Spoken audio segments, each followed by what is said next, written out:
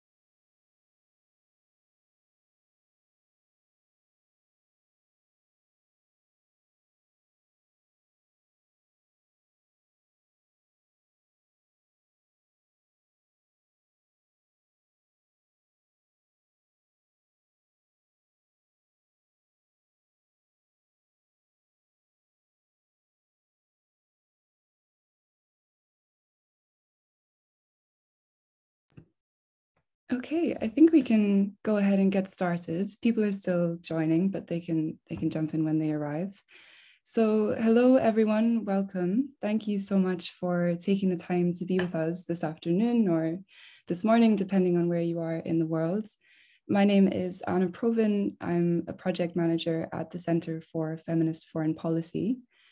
We are a research, advocacy, and consulting organization working to bring intersectional feminist approaches to foreign and security policy worldwide. Over the last year, CFFP, in collaboration with our project partners, the Stimson Center, and with financial support from the German Federal Foreign Office, we have been implementing the project, the Arms Trade Treaty and Gender-Based Violence, Practical Implementation of Articles 6 and 7. So you may have been with us for one of our other events over the last months, but today we're really excited to be hosting the last event in this project, our discussion today, the Arms Trade Treaty, a tool to advance gender equality and the Women, Peace and Security agenda.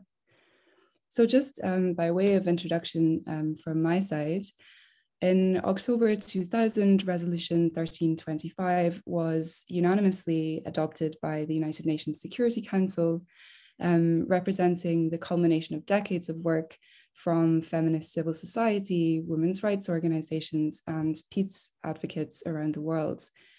Many in our field of work regard this as a landmark or a major milestone in the pursuit of feminist peace, as this was the first time that the Security Council had acknowledged explicitly the unique perspectives, agency, of women in situations of conflict and peace building, as well as the gendered impacts and the gender drivers of violent conflict. So structured around, with the 9 sister resolutions that we now have, 1325 forms the basis for the significant normative and legal framework we now refer to as the Women, Peace and Security agenda, of course. So structured around 4 pillars, the Women, Peace and Security agenda aims to ensure the participation of women in all aspects of conflict resolution and peace building, to ensure the prevention of and protection from all forms of gender-based violence, and to ensure that there's a consideration of the needs of women and girls in relief and recovery.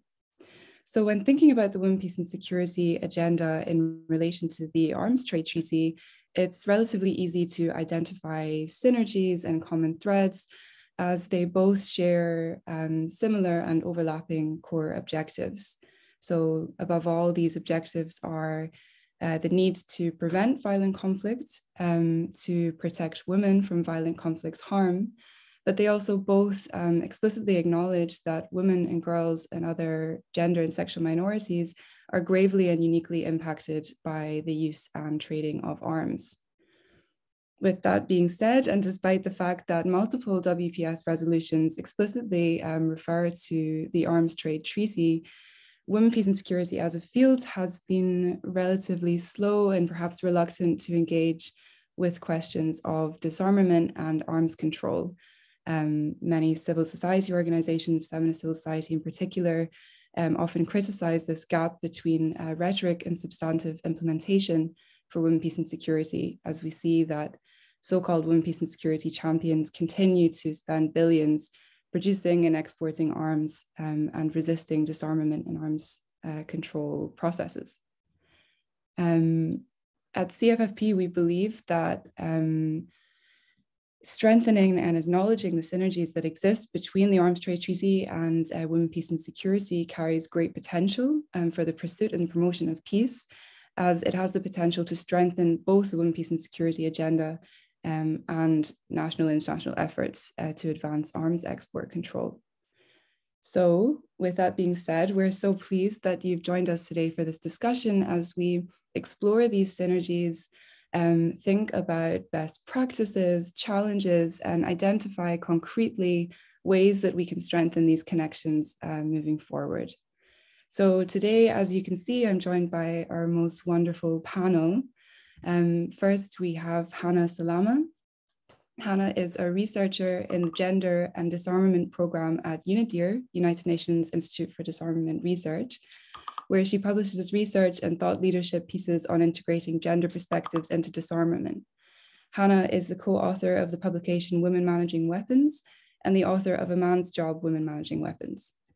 Prior to joining UNIDIR, Hannah was a consultant at the Small Arms Survey, where she published several papers on armed violence monitoring in North Africa, the Sahel and Sub-Saharan African region.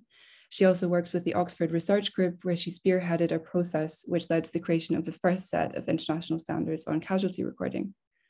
Hannah has worked on a number of disarmament campaigns with international human rights and humanitarian NGOs, and her areas of expertise include gender analysis, small arms control and disarmament, civilian casualty recording, protection of civilians in conflict, and armed violence monitoring. We're also joined by Rachel Stoll. Rachel is the Vice President of Research Programs at the Stimson Center and Director of the Conventional Defense Program. Prior to joining Stimson, Rachel was an Associate Fellow at Chatham House and a Senior Analyst at the Center for Defense Information in Washington, D.C. Rachel has also been a consultant for a variety of international organizations, including Oxfam, Project Plowshares, SIPRI, the Small Arms Survey, and World Vision.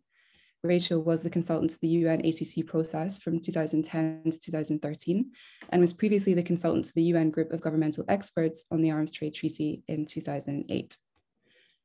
Finally, we have Henry Martinen, Lead Associate at Gender Associations.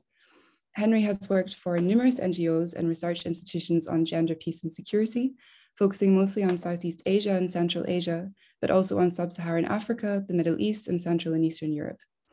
Henry holds a PhD in conflict resolution and peace studies and wrote his thesis on masculinities in urban violence in Timor-Leste.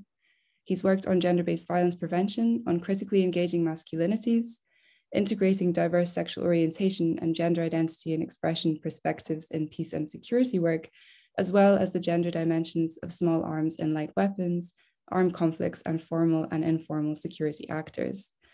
So thank you so much to all of you for being here with us today. I'm going to be quiet in just a second. I'll just make a couple of notes on the agenda for our participants. So we will hear from each of our speakers, and then we will open the floor for a Q&A. Please do use the Q&A function to submit your questions once we open the floor. Other than that, I think everyone's familiar with Zoom by now. So I'll hand over to the experts. Hannah, if you don't mind, I'd like to begin with you.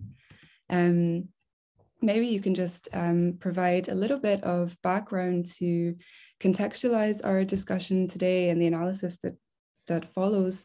Firstly, in a more general sense, what are the connections between the international arms trade and gender-based violence? What is the Arms Trade Treaty? What does it require with regards to gender-based violence for state parties, and why was this included?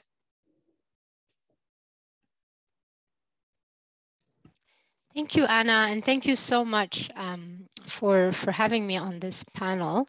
And thank you for your really kind introduction, and Happy New Year, everybody. I'm really pleased to be part of this panel discussing connections between the WPS agenda, of course, Women, Peace and Security, and the Arms Trade Treaty. In case some of you are not familiar, UNIDIR is a small autonomous institute within the United Nations that conducts independent research on disarmament and related security issues. Our role is to provide ideas and advice to facilitate dialogue that can advance multilateral arms control and disarmament. And as you mentioned, at the Gender and Disarmament Program, we work on promoting gender equality, first by bringing gender perspectives into arms control and disarmament frameworks, but also by addressing the issue of gender balance in the field of disarmament and arms control. So we have been working on a number of years on connecting the WPS agenda with wider arms control and disarmament issues, including interlinkages between WPS and the Arms Trade Treaty. But I'll let Henry, the author of our report, Connecting the Dots, elaborate on more detail on the specific connections. As you said, the objective of my intervention is just a little bit to set the scene. As we know, the objective of the Arms Trade Treaty is to regulate the international trade in conventional arms, and it seeks to prevent and eradicate the illicit trade and diversion of conventional arms by establishing international standards for governing arms transfers. So in light of this, I want to begin my intervention by briefly describing the connections between unregulated flows of weapons and gender-based violence. I'll then have an overview of the Arms Trade Treaty, as you asked me, and as the first legally binding instrument to recognize this connection between gender-based violence and the illicit flow of weapons. And I'll address very briefly the provisions under Article 7.4, which aims to address this connection between weapons and gender-based violence in the treaty. So just to give an overview, the Arms Trade Treaty covers all major categories of conventional weapons, including small arms and light weapons. So the use and misuse of small arms and light weapons, including firearms or guns, as they're more commonly known, is highly gendered. So we know that men are the majority of firearm owners, but women are disproportionately represented as victims. So if we take non-conflict situations, for example, we research and quite recent statistics have shown that approximately a third of feminicides occur with a firearm. So feminicide is defined as the targeted killing of a woman. So again, we see the gender dynamics here. And in countries with high rates of feminicides, firearms are involved in nearly half of these crimes. And consequently, I mean, countries that have these high rates of killings of women in specific, for example, El Salvador, Venezuela, or the Central African Republic, also happen to be countries where there's a high circulation of unregulated and illicit weapons. Again, in non-conflict situation, and if we think of sort of less violent contexts, research has established that the presence of a firearm in a domestic violence situation increases the likelihood of homicide by 500%. And in countries like the US, for example, nearly 1 in 4 women have experienced domestic violence in their lifetime and 1 in 7 men. So again, very gendered dynamics. In conflict situation, it's well documented that weapons, particularly small arms and light weapons, are used to commit sexual violence against women as a tactic of war, to coerce women into a host of different things, such as forced labor, sexual slavery, forced prostitutions, and other forms of sexual exploitations. And here the example or the case of Iraq and Yazidi women have come to mind as a particularly well-documented case. In Syria, there's been reports of weapons facilitating rape and sexual violence, which were used to force women and coerce them into making false statements and confessions in military facilities. And in many contexts, weapons and even just the threat of weapons are often used to intimidate women, restrict their movement, their access to services, restrict their freedom of speech or their role in public life.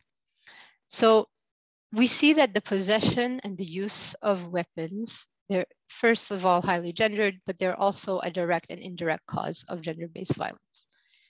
But not only that, it also reinforces gender inequality. Firearms, which are, as I said, more often in the possession of men, exacerbate patriarchal conceptions of masculinity that represent a threat to many women and hinder their ability to challenge gender inequality.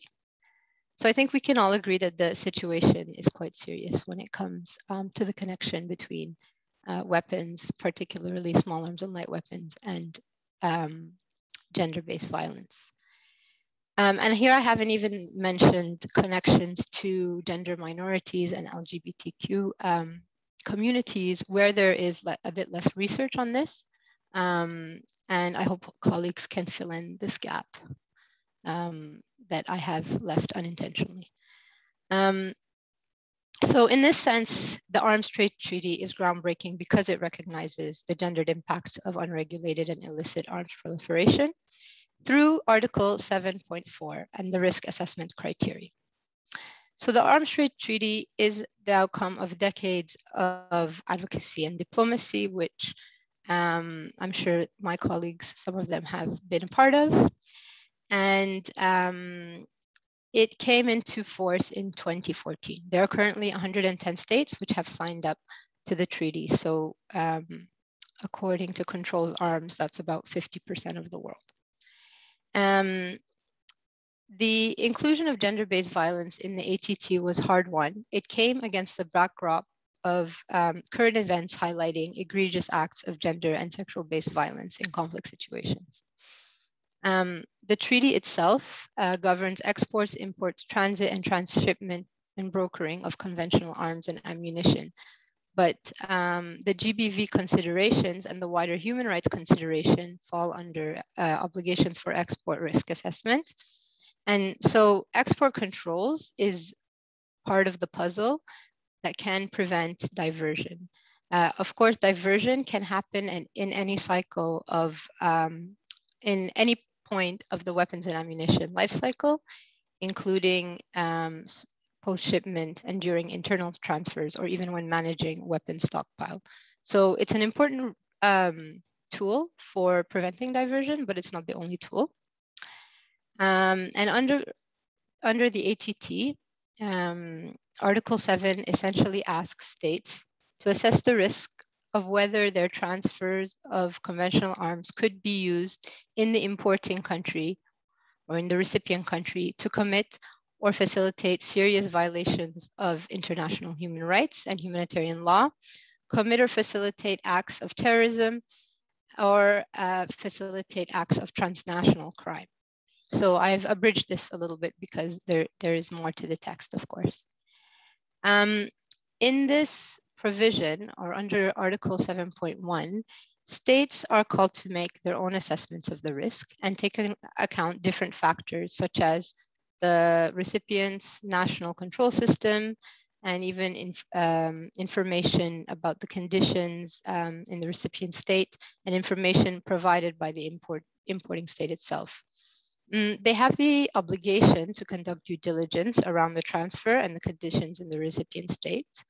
This is, not very well defined within the treaty text, but it could include things like assessing the level of compliance of various human rights treaties and human rights obligation in the states, assessing the local laws, for example. It also calls on state parties to consider mitigating measures which can significantly reduce the previously mentioned risks, so the risks of violations of humanitarian law, human rights, or terrorism. So if the state has considered the mitigating measures and has done an assessment and has still found that there is an overriding risk of this negative consequences, the exporting state should not authorize the export. Now, 7.4 comes in later, and it adds the additional risk for state parties to take into account the risk of the weapons and their ammunition being used to commit or facilitate serious acts of gender-based violence or serious acts of violence against women and children. So the explicit mention is obviously groundbreaking in the area of transfer controls for conventional arms when we're looking at other instruments, regional or sub-regional instruments, and regulatory regimes which don't have this mention of GBV. And for most sort of export control regimes, GBV is a new criteria and has not been historically included prior to the treaty. Just to note, the GBV criterion is separate to the paragraph 123 under Article 7.1. So this, by some, has been seen as largely positive because it highlights the importance of GBV, which is often an overlooked human rights violation. And it aims to promote the application of specific measures to take these specific violations, which are usually underreported, into account. But some also see that the criteria for GBV risk assessment, or the GB 7.4, is not as strong as Article 7.1, as it doesn't use the words shall not authorized in the article. And so this can create some questions on interpretations. So for example, can the risk of GBV be considered an overriding risk? Here we have a number of states and civil society who have been working together to close this interpretation gap by creating guidance to strengthen the implementation of 7.4. In any case, 7.4 should be considered in the wider context of Article 7, since GBV is a human rights violation, and also in Article 6, which mentions war crime as a prohibition for arms transfers. And we know that in some cases, certain acts of GBV can be considered a war crime. So as I said, there's still lots of work to be done in terms of the interpretation of the article and also the application. And this is mainly related to the difficulties in assessing GBV itself, because it's an underreported crime. The data and statistics are usually not available, or are usually not available in a disaggregated way. But as I had mentioned, there are some guidelines and guidance that have been produced by civil society, which include how to do the assessments, gives definitions, and also information sources about the occurrence of GBV in different countries. So I think this pretty much brings me to an end of my short intervention. I just wanted to say that since the Conference of State Parties, CSP5, it really brought gender issues to the forefront of the treaty. However, I think since then, I've noticed that there's been lower levels of attention paid to this issue. And we've seen a number of state parties and others raise really the implementation challenges of 7.4. And I hope that this event can sort of bring back the issue back to the forefront in the next Conference of State Parties, which is of course being hosted by Germany. And we can finally close the implementation gap. Thank you, Anna. Thank you so much, Hannah, for that really thorough and wonderful introduction. It really sets the scene for the rest of the analysis. And your points at the end there on the implementation gaps lead us really nicely into Rachel's intervention. So yeah, just kind of, again, pushing this analysis forward slightly, I would just ask Rachel, what hopes did civil society have when they pushed for the inclusion of this GBV criterion, and what is the assessment after 7 years now of implementation? Maybe you can reflect a little bit on what the good practices are of implementing the ATT in a gender responsive way, and what the challenges are. Sure, thanks, Anna. And it's great to be here and to continue to work with CFFP on these important issues and to join the other panelists in this discussion. I think Hannah did a great job of sort of laying out what the ATT includes in terms of the GBV criteria. And I think by requiring states parties to explicitly consider GBV in their export assessments, the ATT really does create a unique opportunity for states to meaningfully contribute to global efforts to reduce arms-related GBV if they actually implement those provisions, right? There's that, the words are there, the rhetoric is there, but as with all of these things, it comes down to implementation. And I think we have to recall, to answer your question about expectations and where civil society was at the beginning, and from my perspective, working on the inside, I think the connection between arms transfers and GBV didn't happen overnight, and it certainly didn't happen easily. It was really created after years of states dealing both with the consequences of the unregulated arms trade and the voices of civil society drawing attention to the continued human suffering, the human rights violations, the violence against civilians, which I think really made urgent the need to develop a global framework when we were regulating the trade of conventional arms. And it's also important that from the beginning, the inclusion of GBV in the ATT had very strong support from the top. The presidency of the ATT had a unique staff person whose entire job was to be involved in the negotiations of this provision. Like that's what she did as part of the president's team. If you recall, the GBV criteria was initially proposed by Iceland and was firmly supported by a very diverse collection of states and by civil society. And the momentum behind that inclusion grew, and there was a real concerted effort, which is important to maintain that momentum. As Hannah said, the primary GBV accomplishment is that Article 7.4, which does ensure that an exporting state take into account the risk of GBV when conducting its export assessment about whether to transfer arms. And so it really does create that meaningful opportunity to demonstrate that linkage.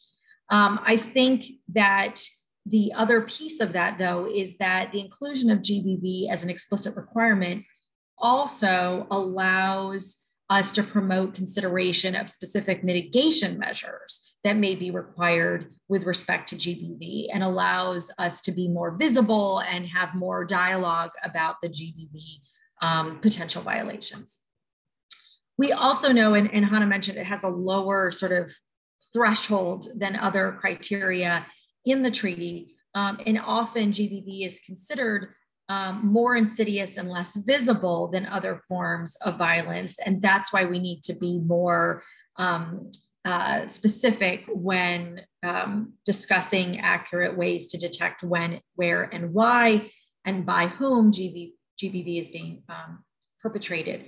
I think this is really the true impact of the ATT, because it explicitly requires GBV to be considered in those export assessments, and it challenged that historical invisibility of GBV and the use or facilitation of arms in its perpetration. So I just want to unpack briefly what that means, because I think it really reflects on both the impact of the ATT and where those gaps in implementation lie, because facilitation is really important when we're talking about reducing GBV.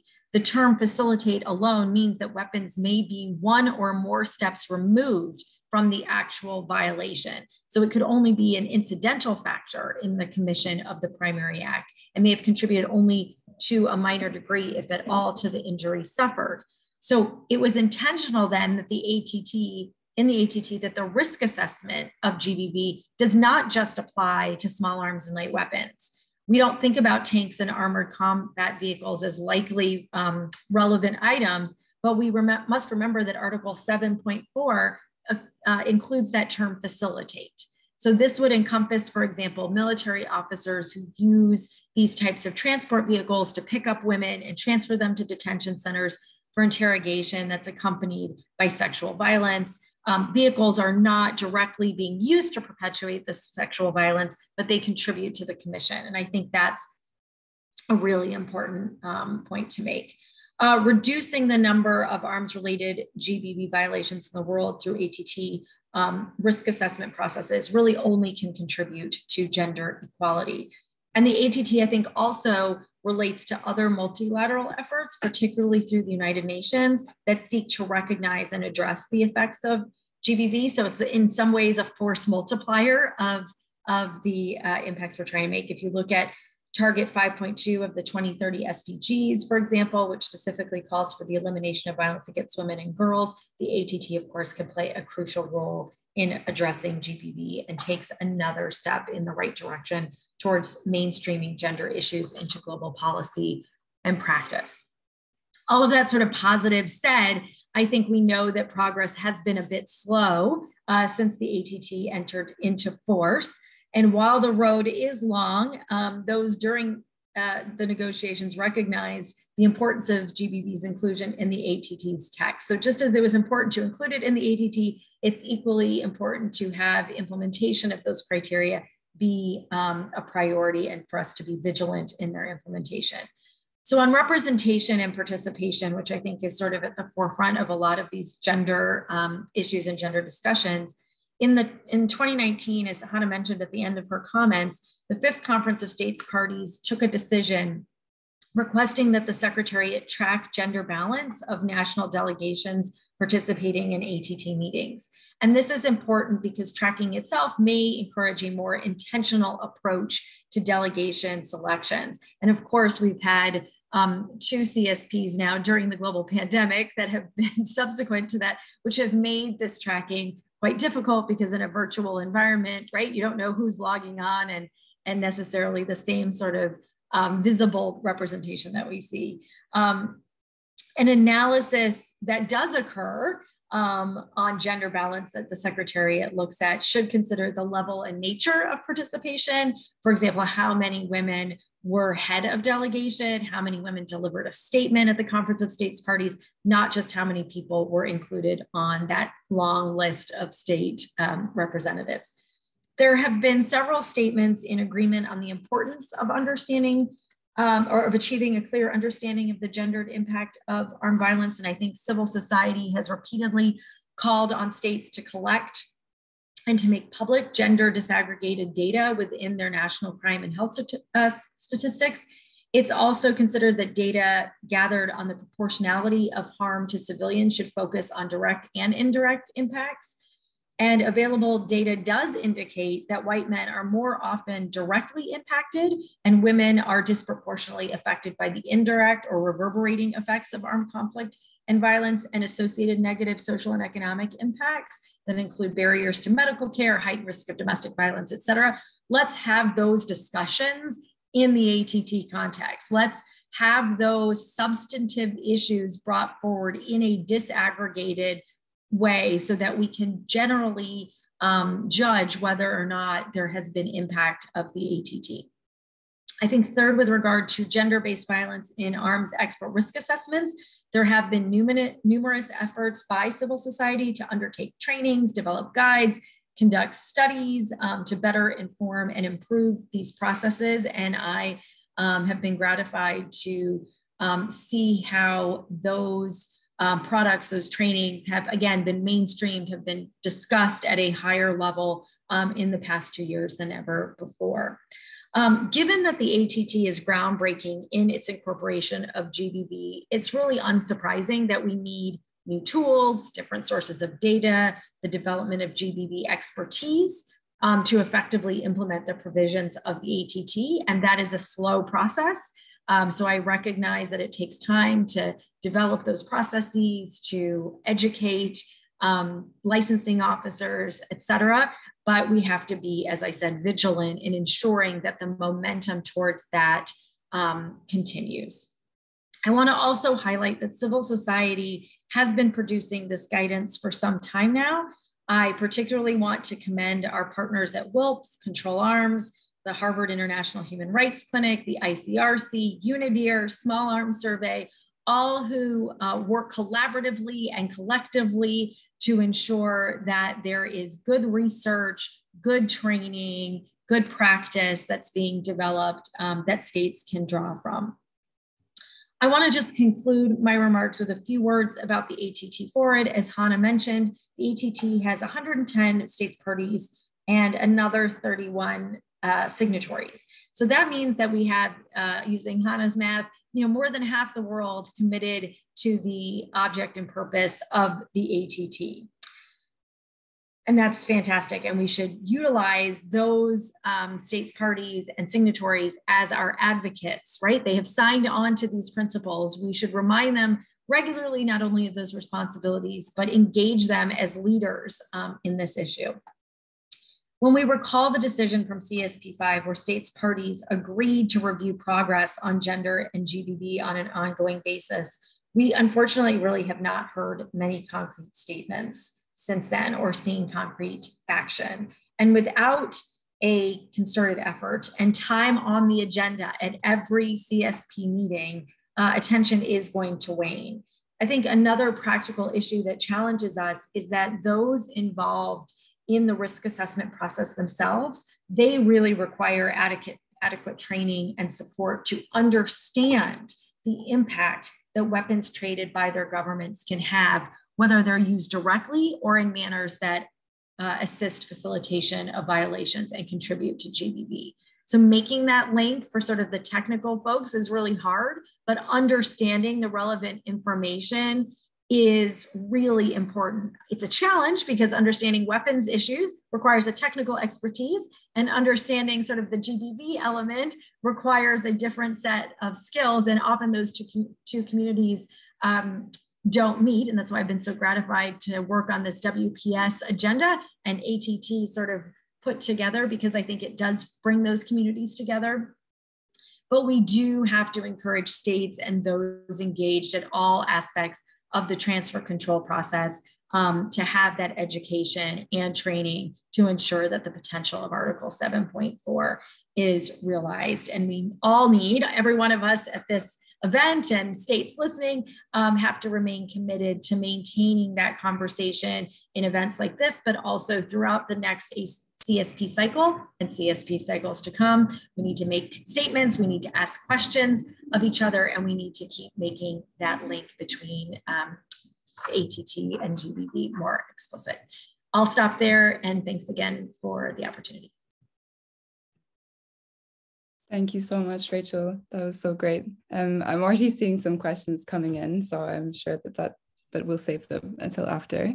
But thank you for taking the time as well to mention the efforts of civil society and the wonderful resources that are out there. Maybe if I can share some in the chat, because it really is some great reading. But I'll pause for now because we're going to hand over to Henry, our last speaker. And this is, now that we've covered this kind of background initial analysis, is the point that we can begin to tease out these connections that we spoke about in the beginning between the Arms Trade Treaty and the Women, Peace and Security agenda, and what opportunity that offers both for the WPS agenda and for strengthening export control. So Henry, I would just ask you to elaborate a little bit on the connections that exist between the two, maybe share some thoughts on how we can strengthen these synergies, and maybe in particular, how can we ensure that national action plans on women, peace and security strengthen international commitments on arms control and disarmament? Great, thanks very much, and thanks for having me here. And thank you, Hannah and Rachel, for your great presentations. As Hannah mentioned, I've been working with UNIDIR on a report that I'll share right now that came out in 2020, looking at some of these links between the Women, Peace and Security agenda and disarmament, but also looking at some of the disconnect and some of the gaps that are still there. And I'm happy to talk more about that in the Q&A if you're interested. But what we really did see there is that while in theory, there's a lot of overlap and a lot of entry points, in practice, we are seeing the work happening in silos. The WPS women, peace and security world doesn't really engage that much with disarmament, and vice versa. Although interestingly, we're seeing kind of more happening in the disarmament world in terms of bringing in gender perspectives and thinking through what disarmament or gender means for disarmament than the other way around. But more than happy to talk more about that sorry, in the Q&A if anyone's interested. As Hannah and Rachel have given already a really good introduction and an in-depth look at the ATT side of things, I'll talk more about women, peace and security first. So the women, peace and security agenda, as mentioned, is about, well, this year 22 years old, starting with the UN Security Council Resolution 1325 in the year 2000. And it basically has 4 different pillars, one on participation, one on protection and prevention, and one on relief and recovery. And what we see there is sort of quite a clash between how that's interpreted.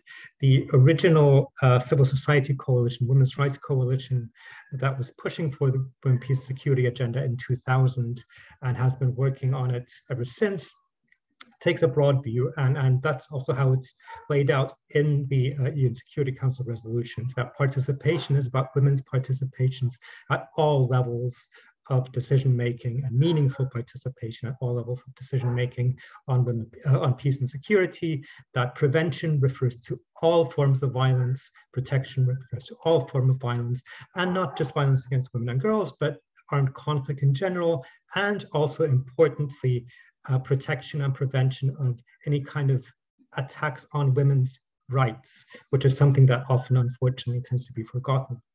And the 4th pillar is around relief and recovery and ensuring that women are involved and women's needs are taken into account at all levels of relief and recovery, post-disaster and post-conflict. So while the civil society organizations had this broad understanding of the Security Council resolutions, and that's also in the text itself, nation states have tended to take a much narrower understanding of it and really focus more on participation in the sense of women's participation in the security sector, so increasing the number of women in peacekeeping forces, for example, and protection and prevention, really focusing on a particular kind of gender-based violence, not violence in general, but conflict-related sexual violence, which has also been sort of one of the reasons for that was that when the WPS agenda wasn't really moving ahead in the mid-2000s, civil society tried to at least have that as an entry point for the UN system. So that has led to this sort of kind of skewing initially of or narrowing of the focus on conflict-related sexual violence. What is mostly absent in the WPS agenda and the resolutions is disarmament, even though there is an obvious entry point there, because if you don't have arms, you can't have armed violence. But that is something that for various reasons, of course, nation states and a lot of the permanent Security Council members are not that keen on exploring. So the only place where we really see any kind of language around disarmament is around mine action and the reintegration and disarmament of former combatants DDR processes. And this is kind of where the UN as a system has then tended to take the middle route, so looking at disarmament in the context of DDR, in the context of mine action, and in the context of preventing sexual violence and conflict. So what we've seen with the WPS side of things is you have a very broad agenda that's then really been narrowed down in the way it's been interpreted over the past decades. What I find really interesting is with the ATT, we have quite the opposite. It's quite a narrow treaty looking only, I mean, it's a big field arms trade, but it's comparatively narrow compared to the WPS agenda. And what we see there is through this narrow treaty, we have an opening up into something a lot broader, as Rachel and Hannah have mentioned already, that this actually allows us to look at gender-based violence, not just in a narrow way of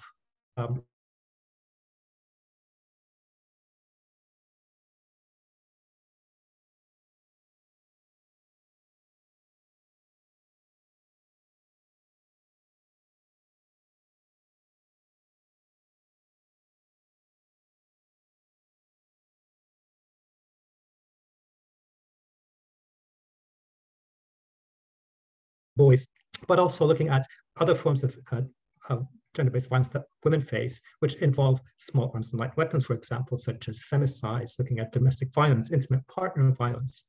So the ATT really has the potential to broaden this debate a lot more and really go into sort of some of the technicalities. And as Rachel mentioned, that's sometimes where the difficulty then comes in with that implementation part, but it does have a lot of potential to really sort of hone in on issues that really can make a difference in practice. What is also interesting, and Rachel and Hannah mentioned this as well, is then also the indirect ways in which weapons might facilitate gender-based violence, which is also covered by the ATT, which also has a lot of scope for really thinking more about what is the fact that you have a military occupation, a military junta in power, a civil war that's going on. How does that affect different forms of gender-based violence? And how do these weapon systems, not just guns, but other weapon systems, facilitate various forms of gender-based violence? And also importantly, it also allows us to look at non-conflict, what we consider to be non-conflict contexts. So for example, if you look at the armed violence in Central America, in El Salvador, or in Mexico, you have rates which are much higher than a lot of conflict zones, official conflict zones. So for example, Mexico has more dead in a year than Afghanistan had in 10 years of war. South Africa has higher rates of death than Mali, even though South Africa is considered to be at peace. So this allows us to look at the use of weapons in so-called non-conflict contexts, which do have high levels of armed violence. So what does this then mean for using these tools and national action plans moving forward? I think in terms of the WPS agenda, we need to move away a bit from trying to see the UN Security Council as the place where things happen. We've had 10 Security Council resolutions directly on women, peace, and security, and I think we've sort of come to a bit the end of the road there, also because of increasing resistance by permanent members of the Security Council, especially Russia and China, but also other member states who are opposed to looking at issues of patriarchy, who are opposed to looking at issues of LGBTI issues, who are opposed to looking at violence that's happening outside of so-called official conflicts, looking at internal violence. There's a lot of opposition by many of the permanent Security Council measures to seriously look at arms trade and arms production issues, because they are some of the biggest exporters and producers of weapons. So I think where we do have an opportunity is then looking at national action plans on peace and security, where then each country has the scope to look at it as broadly or as narrowly as they want to. And up to now, there's been relatively limited engagement with small arms. And what's also interesting is a lot of the countries directly affected by small arms violence tend not to mention that. So none of the Latin American national action plans even mention small arms. So I think here is an opportunity then for civil society then to step in and hold their governments accountable for violence happening within their country, but also for arms exports. So for example, European countries might have lower levels of armed violence within the country, but are major weapons producers and exporters. I think it also allows us to, looking at national action plans, allow us to then also move ahead a lot more in terms of looking at gender broadly, which is not possible in the Security Council, but looking at issues of masculinity, which is very, very closely tied to the ownership and use of small arms, guns especially, looking at issues of homophobic and transphobic violence, again, something we can't do at the Security Council, looking at different ways in which gender-based violence affects women, men and boys, LGBTQI populations in situations which are not considered to be official conflicts, such as Central America, for example. Looking at issues of domestic violence, intimate partner violence in our own countries. So I think the national action plans really have a lot of scope there, and there's a lot easier ways for civil society to engage with those than with trying to lobby the Security Council. Lastly then, because I think time is running short and I do want to leave space for Q&A as well, there are also other national action plans to look at, other than women, peace and security, where we can bring in issues of small arms. These are, for example, small arms control national action plans, where, for example, in the Western Balkans, in Albania and North Macedonia and in Montenegro, there's an integration of gender perspectives into that. There are national action plans on preventing gender-based violence, on preventing intimate partner and domestic violence in most countries, where we can also try and bring in more gun control issues into there. And I think there's a lot more that we can do then at the national level when the roads are a bit blocked at the UN Security Council level. But thank you very much. Great, thank you so much. I do have some questions, but as you mentioned, time is running out. So I want to make sure we get through the couple of questions that are in the Q&A box. The first question here, it did come through while Rachel was speaking, but please, anyone feel free to comment on this if you like.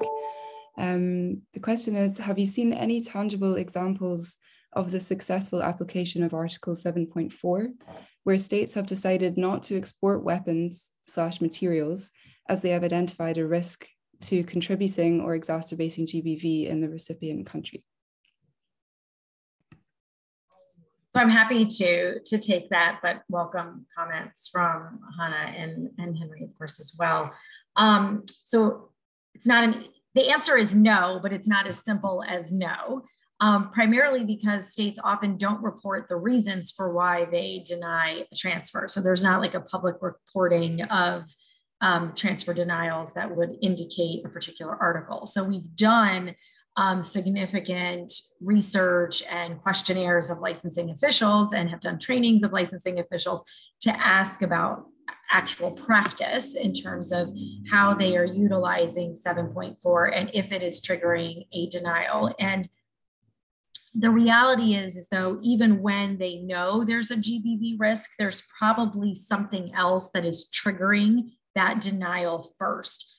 Such as risk of diversion or larger human rights or IHL considerations. So it's not that they don't think that arms-related GBV doesn't exist. It just is in a context that there are other risk factors that they get to first as they're going through that criteria checklist to get to 7.4. So this raises, I think, a really important issue about transparency in decision-making, being very clear as to what behaviors trigger that denial, being public in when certain criteria are utilized. That can help identify good practice for other licensing officials or consistency amongst implementation of the ATT. So even though the answer is no, it doesn't mean that the criteria isn't relevant or is working, if that makes sense. Thank you so much. Unless Henry and Hannah would also like to comment on that question, I can move on to the second one. Okay. So there's an acknowledgement that this is a difficult question in the beginning. And that we have touched on it a little bit, but the question is, in concrete terms, do we have any data so far regarding the implementation of Article 7.4? Also, it was noted that gender-based violence cases are overall often underreported.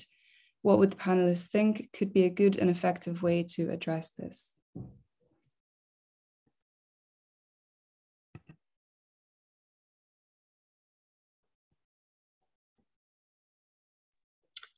I could jump in on the second part. I haven't been tracking the first part, so unfortunately I don't have an answer for that. But I think in terms of gender-based violence, it is a hugely tricky area because different countries define gender-based violence very differently.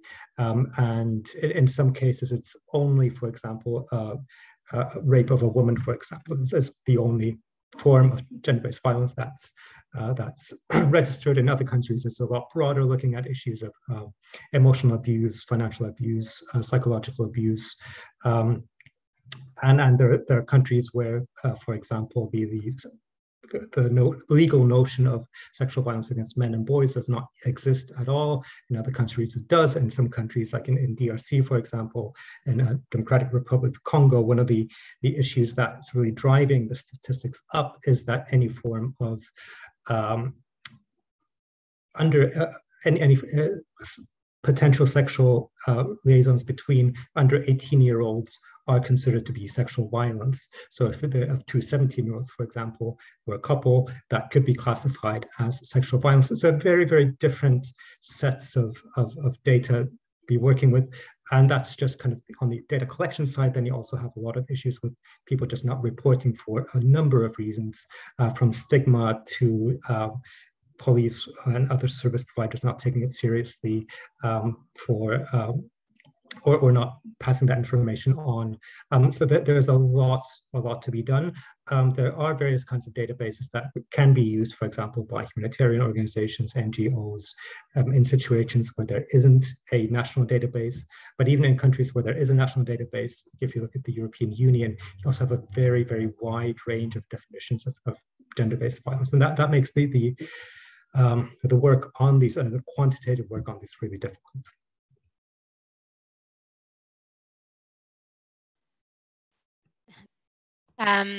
Thanks, Anna. I just wanted to jump in on the first part of the question. So thank you, Henry, for filling in the second part. If I understood correctly, on reporting, I mean, the ATT itself has a reporting mechanism, and that states are required to submit annual reports on their concerning arms transfers. Now, how many states actually do that? I think we're fortunate enough to also have a civil society monitor, which actually monitors the compliance of the reporting. Unfortunately, the latest monitor shows that less than half of the states have fulfilled their or been in compliance with their ATT reporting to the Secretariat. And also the extent into which, or the extent of transparency that these state parties provide to the Secretariat is also dwindling. So something like 30% of these reports were considered to be transparent. So I guess the question is that there are monitoring mechanisms which touch on the issues of 7.4, but again, the amount of reporting or the extent of transparency is still low, but there are some countries who are providing reports on this, and as I said, the ATT Monitor report, which is a report by civil society, reviews these reports every year and makes an analysis of it, which is really helpful to the ATT community in reviewing progress.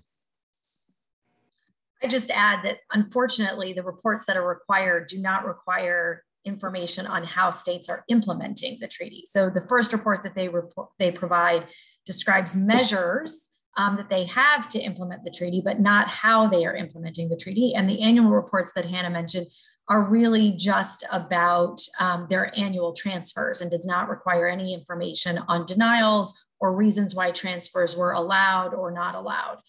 So we don't, this is what I was trying to articulate earlier, the point about transparency over implementation and how decisions are being made, what factors are being considered. I'll put in the chat the report that Stimson and the Harvard International Human Rights Clinic developed last year, which looks at implementation of Article 7.4. I know that there have been numerous workshops as well by civil society partners talking to states, getting anecdotal evidence. Our report tries to look at both good practice for licensing officials that will help them implement the treaty. But again, how they report on how the treaty is being implemented is really left to statements that are made at CSP meetings. And again, because of the last 2 years, the format of those meetings, the discussion on GBB implementation has been lacking. Thank you so much. So as far as I can tell, we don't have any more questions in the chat, which takes us really neatly almost exactly to 4 o'clock, which almost never happens. So just say thank you so much to our panelists and to everyone that joined today. I'd also just like to, in the very last minute that we have here, highlight our membership program that we have at CFFP. If you would consider joining and supporting us, all of the support is greatly appreciated. I'll drop the link in the chat for those that are interested. Other than that, have a great rest of day, rest of morning, and we hope to see you at another event very soon.